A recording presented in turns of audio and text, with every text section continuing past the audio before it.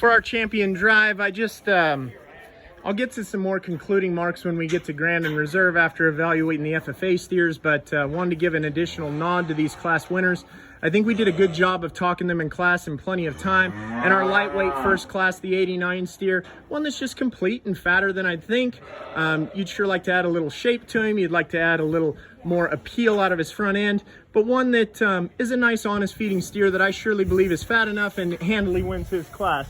Followed up by that challenging second class is this explosive muscled steer that's cool fronted. He's adequately finished. And remember, I told you in class he wasn't perfect on the move.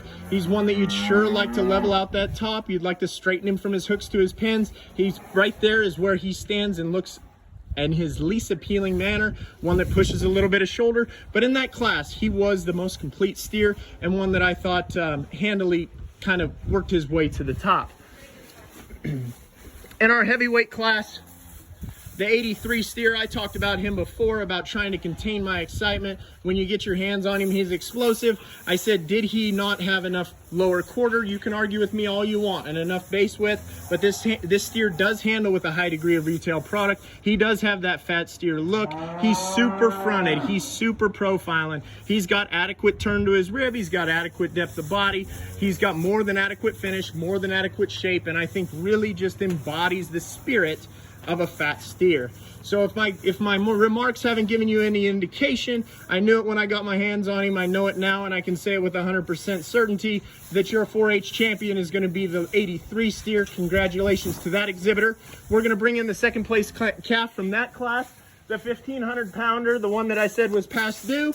You get him up against the contemporaries, and I think it's between your class winner, or your class winner from class 2, and then the second place class, or the second place steer from class 3.